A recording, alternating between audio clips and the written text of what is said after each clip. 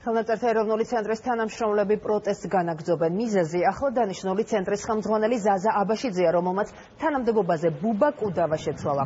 თანამშრომელთა წინააღმდეგობა კომისიის გადაწყვეტილებას მოყვა, რომელმაც მათი აზრი არ გაითვალისწინა. კუდავა თანამდებობაზე არ აღადგინა და მის ნაცვლად აბაშიძე დანიშნა.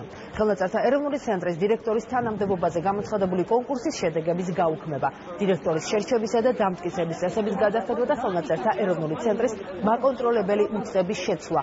გაფიცულებს სამი მთავარი მოთხოვნა აქვთ. ცენტრის თანამშრომელთა განცხადებით, სანამ მათი მოთხოვნები არ დაკმაყოფილდება, გაფიცვა გაგრძელდება. როგორი ახლადანიშნული დირექტორის პოზიცია ზაზა აბაშიძეს სამსახურში ამ დრომდე არ გამოჩენილა, მაესტრო ცდილობს მასთან დაკავშირებას, მაგრამ ამ ეტაპზე უშედეგოდ. არაობიექტური კომისიის გადაწყვეტილება, რომელიც მათ გამოიტანეს ცენტრის დირექტორთან დაკავშირებით, ეს უნდა გაუქმდეს ხელნაწერთა ეროვნულ ცენტრს.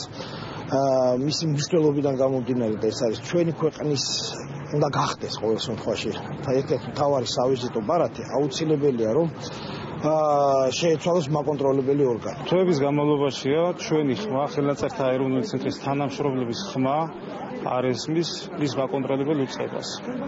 მხოლოდ მედია განცხადებები და მხოლოდ ისმის სურვილი რომ შედგეს დიალოგი, ხოლო ეს სურვილი საქმე ჯერ არ ქცეულა და შედეგად ჩვენ უფრო და უფრო ესე ვთქვათ ცენტრისთვის არასასარგებლოდ განვითარებულ მოვლენებს ვიღებთ.